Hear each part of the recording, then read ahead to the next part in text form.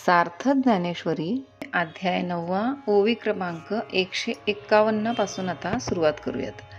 तैसा कृतनिश्चयो वाया गेला, जैसा कोण्ही एकू कांजी प्याला, मग परिणाम पाहू लागला अमृताचा. त्याचप्रमाणे संसारात मी आहे असा जो त्यांचा कृतनिश्चय तो वाया जातो. जसा कोणी एखादा कांजी पिऊन अमृतापासून होणाऱ्या सुखाचा लाभ इच्छितो, तैसे स्थूलाकारी नाशिवंते भरवसा बांधोनी चित्ते, पाहती मज अविनाशाते तरी कैचा दिसे. त्याप्रमाणे अंतःकरणपूर्वक भरवशाने नाशवंत अशा स्थूलाकारालाच अविनाशी अशा बुद्धीने मला पाहतात, तर मी त्यांना कसा दिसेन. अगाकाई पश्चिम समुद्राची या तटा, निघिजत आहे पूर्वी लिया वाटा, का कोंडा कांडता सुभटा कणू आतुडे. हे पहा, कोणी पश्चिम समुद्राच्या तटाला जाण्याच्या हेतूने पूर्व दिशेच्या समुद्राच्या वाटेला जाऊ लागला तर त्याला पश्चिम समुद्र प्राप्त होईल का? किंवा हे महावीरा, कोंडा कांडू लागले असता त्यात धान्य प्राप्त होईल का? तैसे विकारले हे स्थूळ, जाणीतले या मी जाणवतसे केवळ, काही फेण पिता जळ सेविले होय. त्याचप्रमाणे हे विस्तार पावलेले जग जाणल्याने निर्दोष अशा मला जाणता येईल का? फेस प्यायल्याने पाणी प्यायल्याप्रमाणे होते का? म्हणून मोहिलेनी मनोधर्मे, हेची मी मानोनी संभ्रमे, मग येथींची जिये जन्मकर्मे तिये मजची म्हणते. म्हणून मायामोहित मनोवृत्तीने संसारातच मी आहे असे भ्रमाने मानून तेथील जन्ममरणादी सर्व स्थिती मला आहेत असे समजतात. तुलेनी अनामा नाम, मज अक्रियासी कर्म, विदेहासी देहधर्म आरोपिते. याप्रमाणे नामरहित, क्रियारहित व देहरहित असा जो मी, त्या मला नामधारी, कर्मकारी व देहधर्मांनी युक्त असणारा असे समजतात. मज आकार शून्य आकारू, निरुपाधिका उपचारू, मज विधिवर्जिता व्यवहारू आचाराधिक. मला निराकाराला आकार, निरुपाधिकाला उपचार, विधी निषेधाधिक अशा मला आचाराधिक व्यवहार, मज वर्णहीना वर्णो, गुणातीतासी गुणो, मज अचरणाचरणो, अपाणी अपाणी. मला जातीरहिताला जात, गुणातीताला गुण, चरणरहिताला चरण, हस्तरहिताला हस्त. मज अमेया मान, सर्वगतासी स्थान, जैसे सेजे माझी वन निदेला देखे. मज परिणामातीताला परिणाम, सर्व व्यापकाला ठिकाण, ज्याप्रमाणे अंथुरणात निजलेला वनाची शोभा स्वप्नात पाहतो, तैसे अश्रवणा श्रोत्र, मज अचक्षुषी नेत्र, अगोत्रा गोत्र, अरूपारूप. त्याप्रमाणे कर्णरहिताला कान, नेत्ररहिताला नेत्र, गोत्ररहिताला गोत्र, निराकाराला रूप. मज अव्यक्तासी व्यक्ती, अनार्थासी आरती, स्वयंतृप्ता तृप्ती भाविती गा. अव्यक्त असा जो मी, त्या मला व्यक्ती, निरिच्छास इच्छा, व जो मी स्वयमेव तृप्त आहे त्यास तृप्ती अशा कल्पना करीतात. मज अनावरणा प्रावरण, भूषणातीतासी भूषण, मज सकळ कारणाकारण देखती ते. मी वस्त्ररहित म्हणजे सर्व जगताला पांघरून घालणारा, त्या मला पांघरून घालतात. भूषणातीत म्हणजे निराकार असा जो मी, त्या मला दागिने घालतात. मी सर्व जगाचा उत्पन्न करणारा असून मला दुसऱ्यांनी केले आहे असे मानतात. मज सहजाते करीती, स्वयंभाते प्रतिष्ठिती, निरंतराते आव्हानिती विसर्जिती गा. मी स्वयमेव असून माझ्या मूर्ती करतात. मी स्वतः सिद्ध असून माझी प्राणप्रतिष्ठा करतात व मी नित्य सर्वत्र असता माझे आव्हान विसर्जन करीतात. मी सर्वदा स्वतः सिद्धू, तो की बाळ तरुण वृद्धू, मज एक रूपा संबंधू जाणती ऐसे. मी नेहमी स्वयमेव व निराकार सिद्ध असून मला बाल्य, तारुण्य व वृद्ध अशा प्रकारचे संबंध अवस्था लावतात. मज अद्वैतासी दुजे, मज अकर्तयासी काजे, मी अभोक्ता किं भुंजे ऐसे म्हणती. मी अद्वैत असून माझ्या ठिकाणी द्वैत मानतात. मी काही एक न करणारा असून कर्मे करीतो व काही न खाणारा असून खातो असे म्हणतात. मज अकुळाचे कुळवानिती, मज नित्याचे निधने शिणती, मज सर्वांतराते कल्पिती अरी मित्रगा.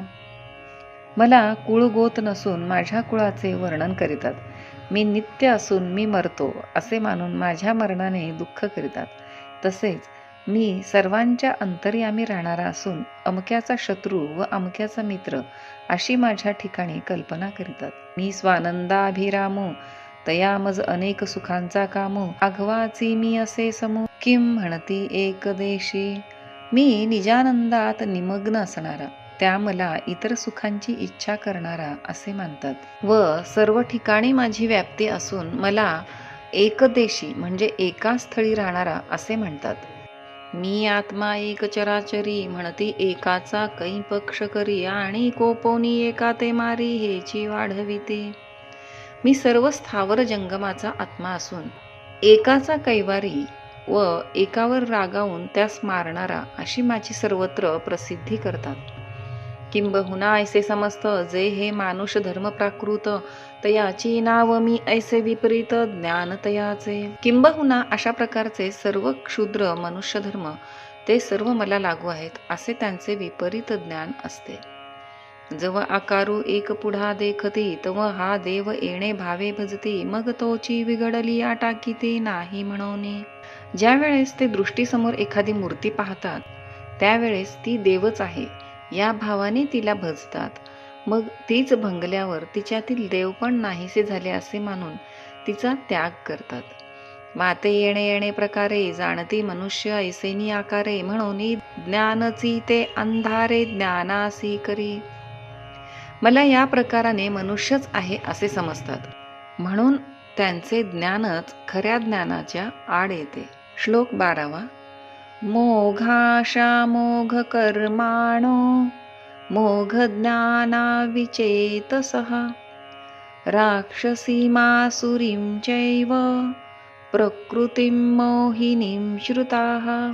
अर्थात त्यांच्या सर्व आशा व्यर्थ होतात, त्यांची सर्व कर्मेही व्यर्थ होतात, त्यांचे ज्ञानही निष्फल असते, ते विवेकशून्य होतात आणि ते राक्षसांच्या व असुरांच्या मोह पाडणाऱ्या प्रकृतीचा आश्रय केलेले असतात. या लागी जन्मलेची ते मोघ जैसे वार्षी ये विणमेघ का मृगजळाचे तरंग दुरुनीची पहावे. सारांश, ज्यांची मजविषयी अशा प्रकारची समजूत असते त्यांचा जन्म व्यर्थच होय. ज्याप्रमाणे पर्जन्य काळा वाचून मेघ व्यर्थ आहेत किंवा मृगजळाच्या लाटा जशा दुरूनच पाहण्यास योग्य होत, अथवा कोल्हेरीचे आसिवार ना तरी ओडंबरीचे अलंकार किम गंधर्व नगरीचे आवार अभासती का. अथवा मातीच्या चित्रातले घोडेस्वार मांत्रिकाने केलेले अलंकार किंवा संध्याकाळी ढगात दृष्टीस पडणारे नगर जसे भासते. सावरी वाढीन नल्या सरळा वरी फळ ना आंतू पोकळा का स्तन झाले गळा शेळीये जैसे. शेर जरी सरळ वाढला तरी तो जसा आत पोकळ असून वर फळही येत नाही किंवा शेळीच्या गळ्याला उत्पन्न झालेल्या स्तनातून जसे दूध निघत नाही तैसे मूर्खांचे तयाजी आले आणि धीग कर्म तयांचे निपजले. जैसे साबरी फळ आले घेपे ना दिजे. किंवा सांबरीच्या झाडाला फळ आले असता ते जसे कोणाला घेता येत नाही व देताही येत नाही त्याप्रमाणे त्या मूर्खाचे जिणे होय आणि त्यांच्या केलेल्या कर्मालाही धिक्कार असो. मग जे काही ते पढिन्नले ते मरकट नारळ फोडिले का आंधळ्या हाती पडिले मोती जैसे. मग त्या मूर्खांनी जे काही शास्त्राध्ययन केले असेल ते म्हणजे माकडाने नारळ फोडल्याप्रमाणे किंवा आंधळ्याला मोती सापडावे त्याप्रमाणे होय. किंबहुना तयांची शास्त्रे जैशी कुमारी हाती दिधली शस्त्रे का अशौचाम मंत्रे बीजे कथिली. किंबहुना त्यांनी अध्ययन केलेली शास्त्रे लहान मुलींच्या हातात दिलेल्या शस्त्रांप्रमाणे अथवा अशुचिर्भूताला बीजासह शिकविलेल्या मंत्राप्रमाणे अनर्थकर होत. तैसे ज्ञान जात तया आणि जे काही आचरले गा धनंजया ते आघवेची गेले वाया जे चित्तहीन. धनंजया, त्याचप्रमाणे ज्यांचे चित्त त्यांच्या स्वाधीन नाही त्यांचे बाकीचे सर्व ज्ञान व आचरण ही व्यर्थ होत. पै तमोगुणाची राक्षसी जे सद्बुद्धी ते ग्रासी विवेकाचा ठाऊची पुसी निशाचरी जे. याप्रमाणे तमोगुणरूप राक्षसी सद्बुद्धीला घेरून ज्ञानाचा ठाव ठिकाणा नाहीसा करणारी जखीण आहे. तिये प्रकृती वर पडे झाले, म्हणून चिंतेचे नि कपाटे गेले. वरी तामसी येचिये पडिले मुखा माझी.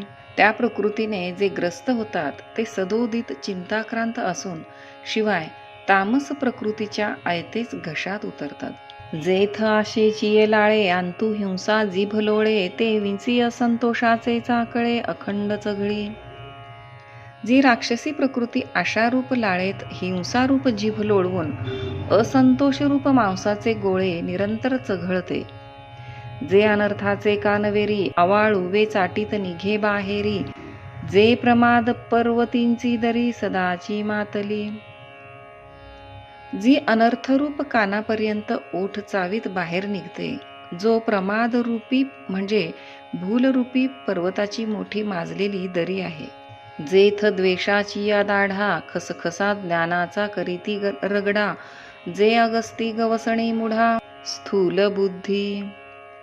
आणि जिच्या द्वेषरूप दाढा खसखसा चावून ज्ञानाचा चुराडा करतात व जी अगस्ती ऋषीला असलेल्या कुंभाच्या आवरणाप्रमाणे स्थूलबुद्धी लोकांना आसुरी मायेची गवसणी आहे. ऐसे असुरीये प्रकृतीचे तोंडी, झाले गा भूतोंडी. ते बुडोनी गेले कुंडी व्यामोहाच्या. अशा प्रकारच्या त्या राक्षसी प्रकृतीच्या तोंडात जे बळी होऊन पडतात ते भ्रांतिरूप कुंडात बुडून जातात. एवम तमाची पडिले गर्ते, न पविजतीची विचाराचे निहाते. हे असो ते गेले जेथे, ते शुद्धीची नाही. याप्रमाणे जे अज्ञानाच्या खड्ड्यात पडतात त्यांना विचाररूपी हाताची मदत मिळत नाही. इतकेच नव्हे तर ते कोठे जातात त्याचा देखील पत्ता लागत नाही. म्हणून असो तू इये वायाणी, काय अशी मूर्खांची बोलणी. वाया वाढविता वाणी, शिणे लहन. म्हणून ही निष्फळ कथा राहू दे, कारण मूर्खांचे व्यर्थ वर्णन केले असता वाणीला शीण मात्र होईल. ऐसे बोलिले देवे, तेथ जी जी म्हणितिले पांडवे. ऐके जेथ वाचा विसवे, ते साधू कथा. असे श्रीकृष्ण बोलल्यावर अर्जुन हो हो बरे असे म्हणाला. नंतर भगवान फिरून म्हणतात, जिचे वर्णन केले असता वाणीला सुख होते ती साधूंची कथा ऐक.